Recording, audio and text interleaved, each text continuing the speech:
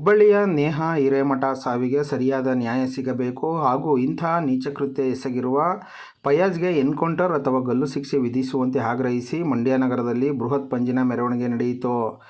ಭಾನುವಾರ ರಾತ್ರಿ 8 ಗಂಟೆ ಸಮಯದಲ್ಲಿ ಮಂಡ್ಯ ಜಿಲ್ಲಾ ಜೆಡಿಎಸ್, ಹಿಂದೂಪರ ಸಂಘಟನೆಗಳು ಹಾಗೂ ಮಹಿಳಾ ಸಂಘಟನೆಗಳ ನೇತೃತ್ವದಲ್ಲಿ ಪಂಜಿನ ಮೆರವಣಿಗೆ ನಡೆಸಿ ನೇಹಾರವರ ಹತ್ಯೆಯನ್ನು ಖಂಡಿಸಲಾಯಿತು. ಮಂಡ್ಯ ನಗರದ ಮಹಾವೀರ ಸರ್ಕಲ್ನಿಂದ ಪ್ರಾರಂಭವಾದ ಪಂಜಿನ ಮೆರವಣಿಗೆಯು ವಿವಿ ರಸ್ತೆ ಮುಖಾಂತರ ಹೊಸಳ್ಳಿ ಸರ್ಕಲ್ನವರೆಗೆ ನಡೆಯಿತು. ಮೆರವಣಿಗೆಯಲ್ಲಿ ಜೆಡಿಎಸ್ ಮುಖಂಡ BR ಸುರೇಶ್, ಕಲ್ಪನಾ ರಾಮಚಂದ್ರು, ಅಂಬುಜಮ್ಮ, ಪದ್ಮಾವತಿ ಸೇರಿದಂತೆ ಹಲವರು ಭಾಗವಹಿಸಿದ್ದರು.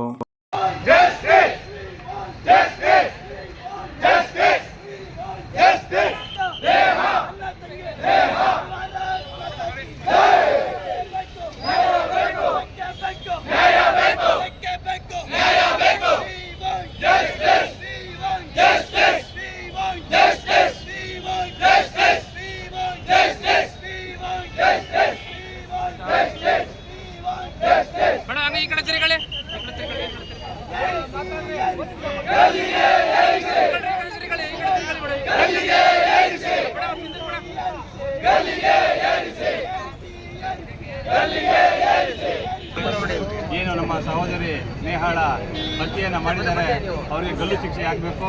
ಅದೇ ರೀತಿ ನಮ್ಮ ಗೃಹ ಸಚಿವರು ಈ ಘಟನೆಯನ್ನು ಕೇವಲ ಆಕಸ್ಮಿಕ ಅಂತ ಹೇಳಿದ್ದಾರೆ. ಇದು ಕೇವಲ ಆಕಸ್ಮಿಕ ಅಲ್ಲ. ಗೃಹ ಮಂತ್ರಿಗಳಿಗೆ ಎಚ್ಚರಿಕೆಯನ್ನು ಕೊಡ್ತಾ ಇದ್ದೀವಿ. ಮಹಿಳೆಯರಿಗೆ ಯಾವ ಸ್ಥಾನವನ್ನು ಕೊಟ್ಟಿದ್ದಾರೆ ಅಂದರೆ ತಾಯಿಯ ಸ್ಥಾನವನ್ನು ಕೊಟ್ಟಿದ್ದಾರೆ, ಸಹೋದರಿಯ ಸ್ಥಾನವನ್ನು ಕೊಟ್ಟಿದ್ದಾರೆ. ಹಾಗಾಗಿ ಮಹಿಳೆಯರ ಬಗ್ಗೆ ವಿಶೇಷವಾದ ಗೌರವವನ್ನು ಇಟ್ಕೊಂಡು ಮಾತಾಡಬೇಕಾದ್ರೆ ನಾವು ಏನು ಘಟನೆ ನಡೆದಿದೆ ಅದನ್ನು ಕರೆಕ್ಟಾಗಿ ತಿಳ್ಕೊಂಡು ಮಾತಾಡಬೇಕು. ಸಿದ್ದರಾಮಯ್ಯ ಹೇಳ್ತಾರೆ, ಮಾನ್ಯ ಮುಖ್ಯಮಂತ್ರಿಗಳು, ಇದು ಕೇವಲ ವೈಯಕ್ತಿಕ ಅಂತ ಹೇಳಿದ್ದಾರೆ. ಇದು ವೈಯಕ್ತಿಕ ಅಲ್ಲ, ಇದು ಕೇವಲ ಉದ್ದೇಶಪೂರ್ವಕವಾಗಿ ಆ ಹುಡುಗಿನ ಕೊಲೆ ಮಾಡಬೇಕನ್ನೋ ಉದ್ದೇಶದಿಂದ ಒಬ್ಬನ್ನೇ ಮಾಸ್ಕನ್ನು ಹಾಕಿ ಬಂದು 7-8 ಕಡೆ ಚುಚ್ಚಿ ಕೊಲೆ ಮಾಡಿದ್ದಾನೆ. ಇಂಥ ಅಮಾನುಷ ಕೃತ್ಯವನ್ನು ಖಂಡಿಸಿ ನಾವು ಇವತ್ತು ಒಂದು ಪಂಜಿನ ಮೆರವಣಿಗೆ ಅಂದ್ಕೊಂಡಿದ್ದೀವಿ. ನಾವೆಲ್ಲರೂ ಕೂಡ ಈಗ ಮಹಾವೀರ ವೃತ್ತದಿಂದ ಹೊಸವೃತ್ತದವರೆಗೆ ಪಾದಯಾತ್ರೆ ನಂಬಿಕೊಂಡು ಪಂಜಿ ಮೆರವಣಿಗೆ ಮಾಡಿ ಅಲ್ಲಿ ಅವರ ಆತ್ಮಕ್ಕೆ ಶಾಂತಿಯನ್ನು ಕೋರೋದ್ರ ಮುಖಾಂತರ ಒಂದು ಕ್ಯಾಂಡಲ್ನ ಹಚ್ಚುವ ಮುಖಾಂತರ ನಾವು ಅವರಿಗೆ ಶ್ರದ್ಧಾಂಜಲಿಯನ್ನು ಕೋರೋದಕ್ಕೆ ಹೋಗ್ತಾ ಇದ್ದೀವಿ.